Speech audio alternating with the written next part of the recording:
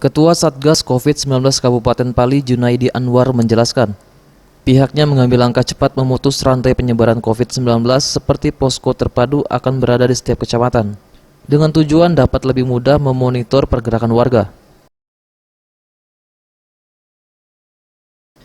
Junaidi Anwar menambahkan langkah lainnya yakni segera melakukan tracking berupa rapid test maupun swab terhadap seluruh warga dan keluarga terdekat keluarga positif COVID-19. Serta penekanan sosialisasi bahaya COVID-19 di setiap lini, serta penekanan aktif posko COVID di setiap desa.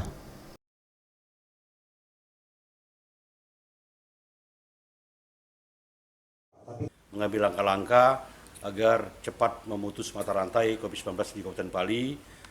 Kemarin pada tanggal yang pertama menutup pusko yang ada di perbatasan dengan mengalihkan ke kecamatan-kecamatan dengan tujuan mendekati warga yang akan dilakukan pemantauan maupun dilakukan pemeriksaan.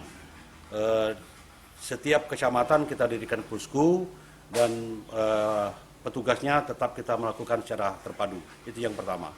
Yang kedua, sosialisasi tetap kita lakukan penggencaran ke semua lini, terutama di tempat-tempat keramaian, pasar tradisional maupun di tempat-tempat yang lainnya, dengan metode penyampaian antara lain menginformasikan kepada masyarakat begitu bahayanya virus corona, terbukti dengan 51 masyarakat kita yang sudah terkonfirmasi positif.